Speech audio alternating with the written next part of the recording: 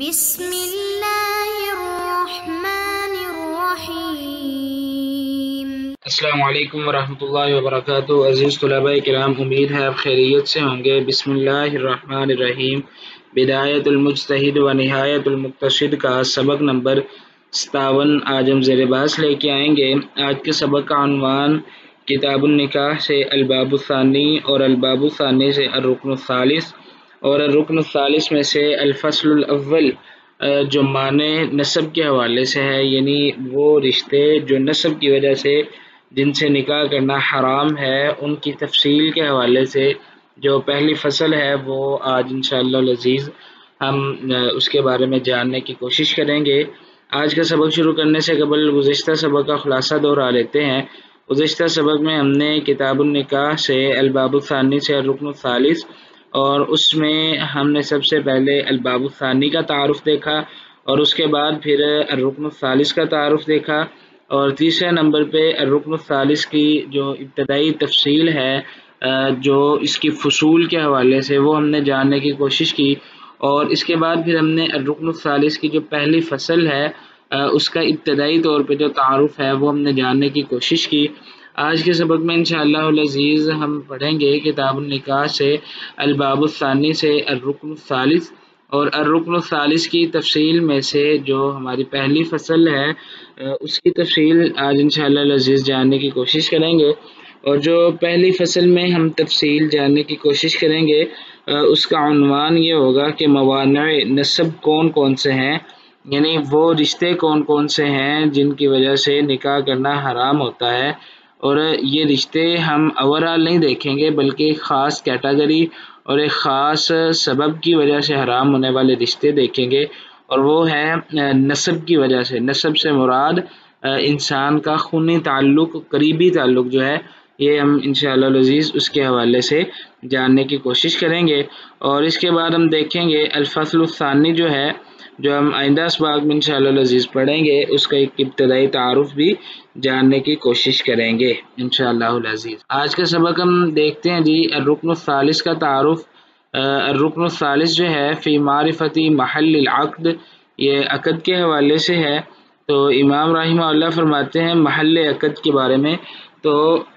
اس میں ہم یہ دیکھنا ہے ہم نے کہ انسان جس سے نکاح کر رہا ہے کیا وہ عقد کے محل میں بھی ہے یا نہیں ہے، یعنی اس سے نکاح کرنا درست اور جائز بھی ہے یا نہیں ہے۔ یہ ہمارا اولاً یہ پہلا مسئلہ ہے، تو اس کے حوالے سے تفصیل اور ترتیب جاننا ضروری ہے، کیونکہ اللہ رب العزت نے کچھ رشتوں کو حرام بنایا، تو ہم نے یہ جاننا ہے کہ آیا یہ رشتہ حرمت والے رشتوں میں سے تو نہیں۔ تو اس کے حوالے سے امام رحمہ اللہ فرماتے ہیں کہ فی معرفت محل العقد، جب ہم محل عقد کے حوالے سے گفتگو کریں گے تو ہم یہ جانیں گے پھر کہ وَكُلُّ امرأة، ہر عورت جو حلال ہوتی ہے، فإنها تحل فی الشرع، شرعی طور پہ وہ دو طریقوں سے حلال ہو سکتی ہے۔ نمبر ایک بنکاح، یا تو نکاح کے وجہ سے، یعنی ہم اس عورت سے نکاح کر لیں تو اس کے ساتھ پھر تعلقات زوجیت قائم کرنا، تو اور دیگر فوائد جو اللہ رب العزت نے بنائے ہیں، جیسا کہ اللہ رب العزت قرآن مجید میں فرماتے ہیں اعوذ باللہ من الشیطان الرجیم ہن لباس لکم وانتم لباس لہن، اور اسی طرح اللہ رب العزت نے فرمایا کہ نساؤکم حرث لکم فاتوا حرثکم۔ تو یہ جو ہے پہلا اس کا طریقہ یہ ہے کہ ہم کسی سے عورت سے نکاح کر لیں، اگر وہ نہیں تو دوسرا طریقہ حلال کرنے کا وہ ملک یمین ہے۔ ملک یمین سے مراد ایسا اختیار کہ عورت آپ کے پاس لونڈی کی شکل میں یا لونڈی کی حیثیت میں آئے تو آپ اس کے مالک ہیں، اور جب مالک ہیں تو اللہ رب العزت نے اس رشتے کو حلال اور جائز قرار دیا۔ آگے ہم نے گزشتہ سبق میں اس کے حوالے سے یہ دیکھ لیا تھا کہ امام رحمہ اللہ نے اس کی تقسیم کے حوالے سے ترتیب بنائی۔ بنیادی طور پہ وہ ہیں کہ جو کلی طور پہ حرام ہے، یعنی وہ کسی شکل میں حلال ہوتے ہی نہیں ہیں، اور کچھ وہ ہیں جو وقتی طور پہ جزوی طور پہ حرام ہے، اور باقی جب ان کے وہ اسباب ختم ہوتے ہیں جن اسباب کی وجہ سے وہ حرام ہے تو اس کے بعد پھر وہ بھی حلال ہیں، ان سے بھی نکاح جائز اور درست ہے۔ آگے ہم اپنے آج کے سبق کی طرف بڑھتے ہیں۔ ہمارا آج کا سبق جو ہے وہ موانع معبدہ، یعنی ایسے موانع جو ہمیشہ حرام رہتے ہیں ان کے حوالے سے ہے۔ گزشتہ سبق میں ہم تفصیل اس کے حوالے سے پڑھ چکے ہیں۔ اسکرین پہ ایک نشاندہی کر دی گئی ہے کہ آج کا ہمارا سبق کس سلسلہ میں ہے۔ تو یہ آج کا سبق ہمارا موانع معبدہ کے حوالے سے ہے، جو تقسیم ہوتے ہیں متفق علیہ اور مختلف فیہا۔ کچھ متفق علیہ ہیں، کچھ مختلف فی ہے۔ تو ہمارا جو سبق ہے وہ متفق علیہ کے حوالے سے ہے، اور جو پہلی فصل اس کی بنے گی وہ نسب ہے۔ امام رحمہ اللہ نے گزشتہ سبق میں بھی ہم نے پڑھا تھا کہ اس کی 14 فصلیں بنائی ہیں۔ یہاں پہ بھی ایک ترتیب اشارتاً واضح کیا دیتا ہوں کہ یہ 3 متفق علیہ ہیں اور 2 مختلف فی، 3 اور 2 یہ 5 ہو گئے، اور 9 جو ہے وہ ایسے ہیں جو غیر معبدہ ہیں، جو مستقل طور پہ نہیں ہوتے حرام۔ تو 9 اور 5 یہ مکمل 14 ہیں، اور 14 فصول ہی ہیں ہمارے اس باب کی، یعنی اس رکن الثالث کی۔ تو ہم سب سے پہلی فصل جو ہے وہ پہلے مسئلے کے حوالے سے ہے، نسب کے حوالے سے، کہ نسب کی وجہ سے کیا چیزیں حرام ہوتی ہیں، اسی کو ہم دیکھیں گے انشاءاللہ العزیز۔ ہمارا سبق شروع ہوتا ہے جی الفصل الاول، پہلی فصل معنی النسب،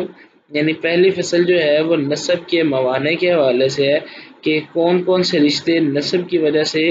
حرام ہو جاتے ہیں۔ ہماری یہ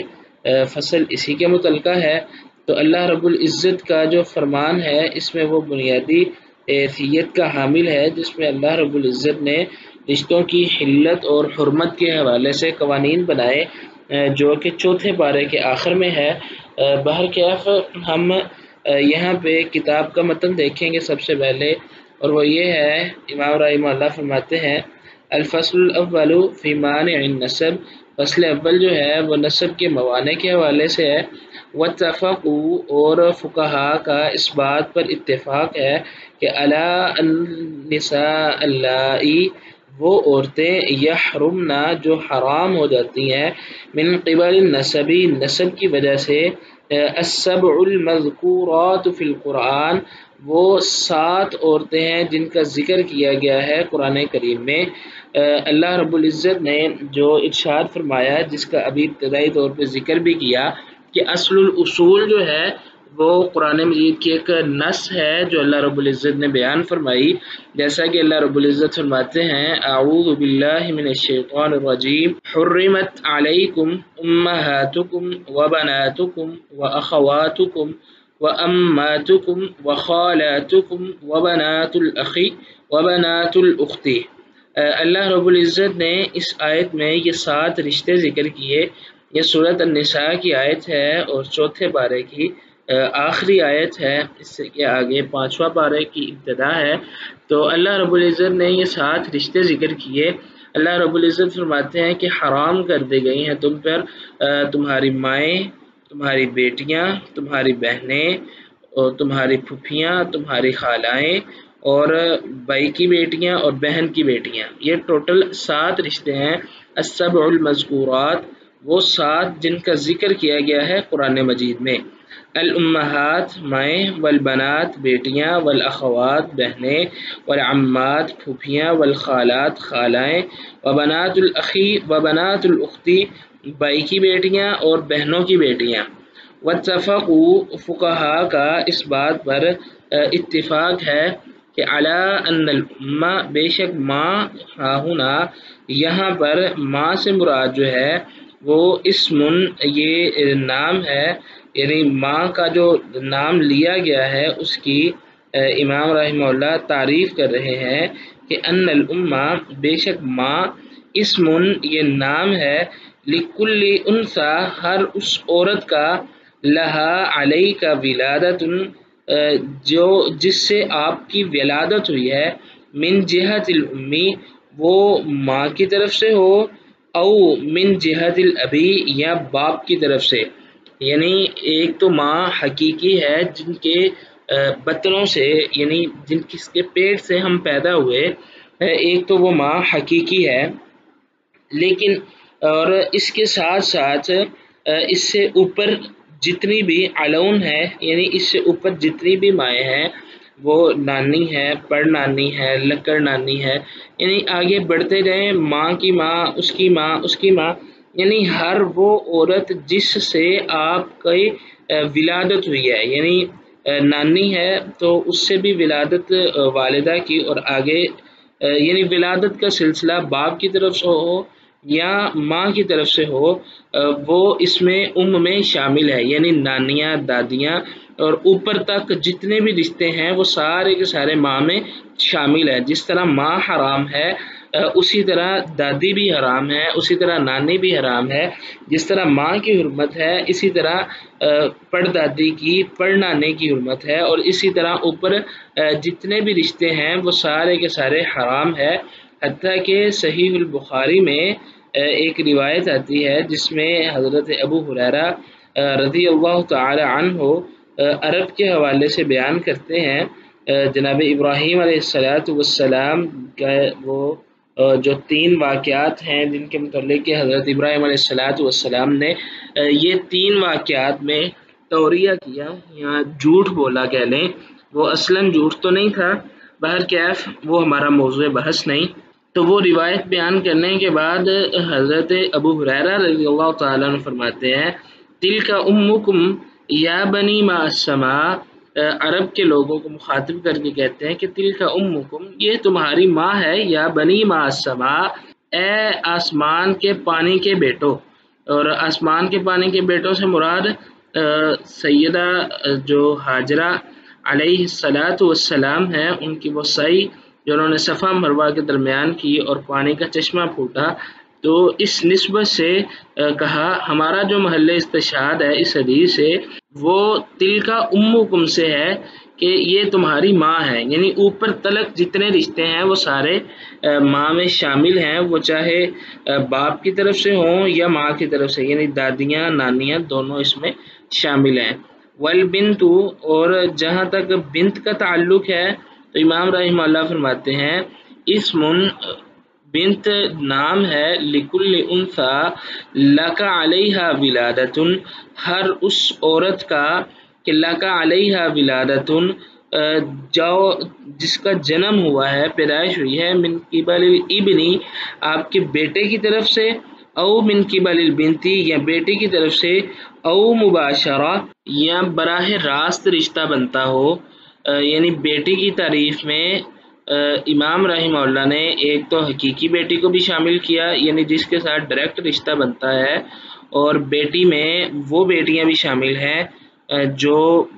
بیٹے کی بیٹی ہے یا بیٹی کی بیٹی ہے، کیونکہ بیٹا اور بیٹی یہ دونوں مرد کی سلب اور پشت سے ہیں، اور ان سے آگے چلنے والی جو نسل ہے وہ بھی بیٹی میں ہی شمار ہوگی۔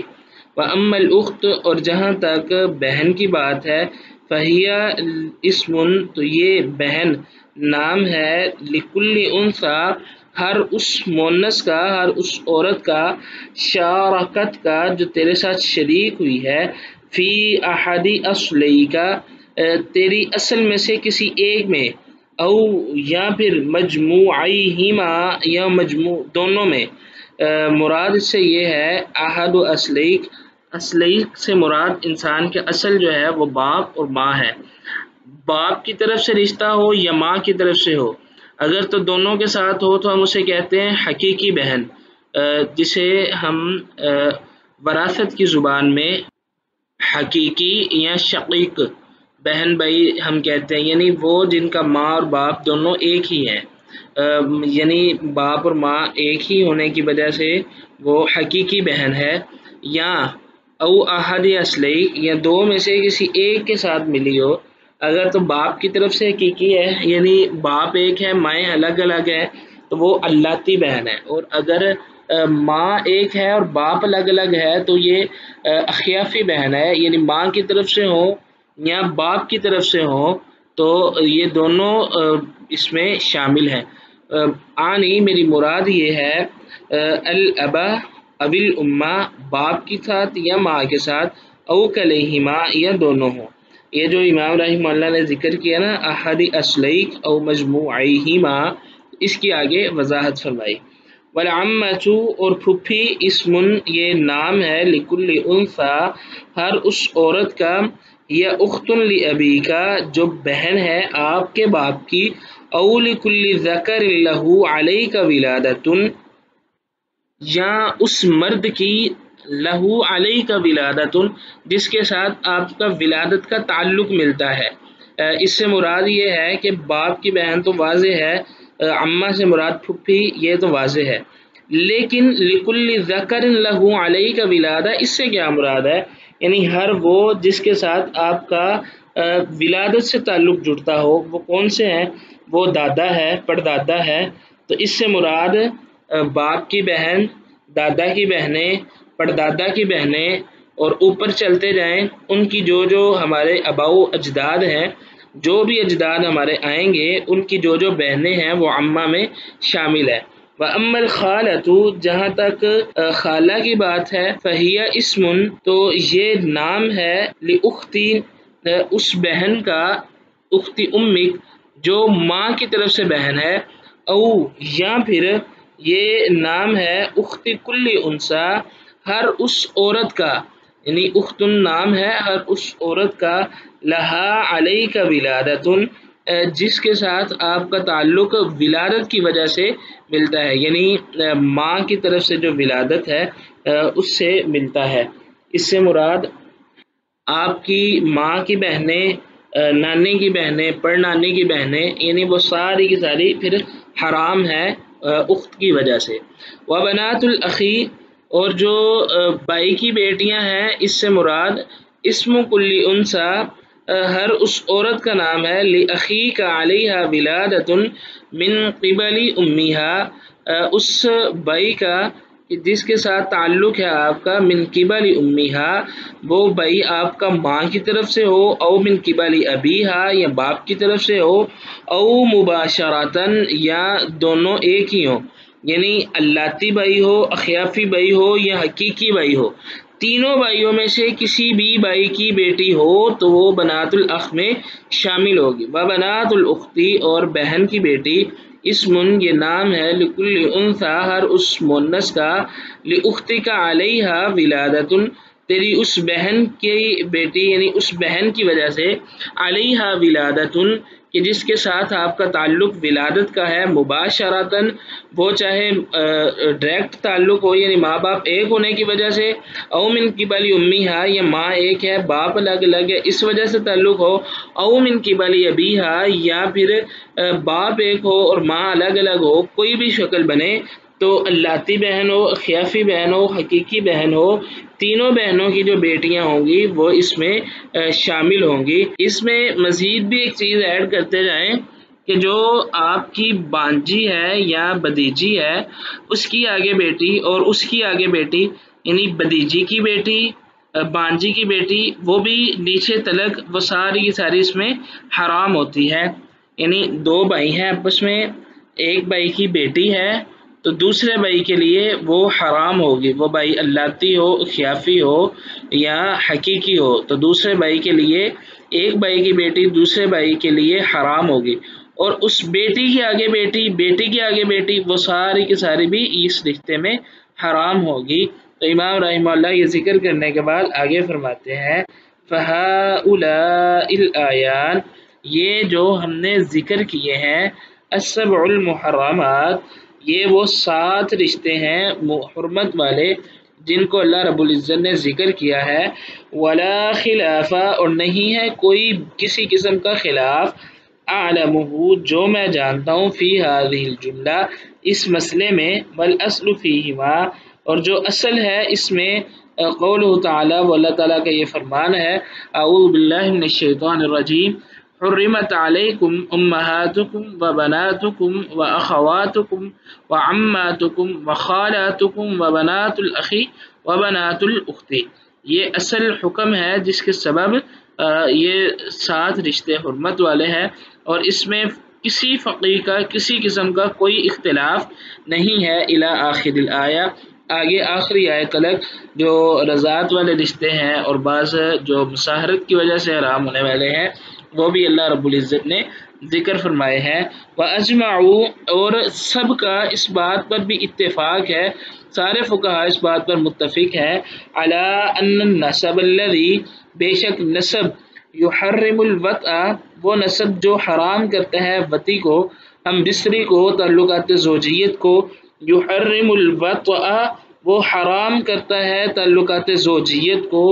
بملک الیمینی، ملک یمین کی وجہ سے، یعنی داہنے ہاتھ کے مالک ہونے کی وجہ سے۔ مثال کے طور پہ اگر نسب کی وجہ سے پھوپھی حرام ہے، خدا نخواستہ پھوپھی وہ قید ہو کے لونڈی بن کے آپ کے پاس آ جاتی ہے، تو جس نسب کی وجہ سے آزاد وہ حرام تھی، اسی طرح وہ لونڈی ہونے کے باوجود بھی حرام ہی رہے گی۔ یعنی وہ رشتے جو نسب کی وجہ سے جن کے ساتھ نکاح تعلقات حرام تھے، اگر وہ خدا نخواستہ کسی بھی شکل میں وہ ملک یمین یعنی غلام بن کے آپ کے پاس آ جائیں، تو پھر بھی یہ رشتہ حرام ہی رہے گا، اس کا جواز کسی شکل نہیں نکل سکتا۔ یہ عبد العباد جو ہے وہ اللہ رب العزت نے حرام بنایا ہے۔ اب آگے ہم اپنے سبق کا دوسرا حصہ